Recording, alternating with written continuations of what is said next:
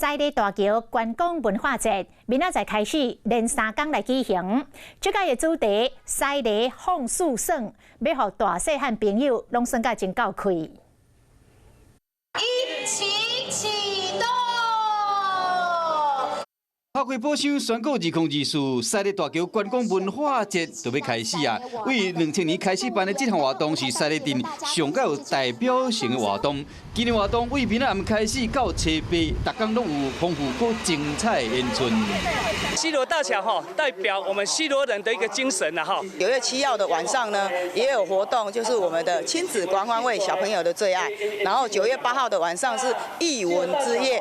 这摆活动特别用各种的游乐设施打造出大桥的游乐园以及观光的收费车、亲子手作等等体验。9月7、8活动结束后，还会放烟火，真适合大人囡仔做伙去佚佗。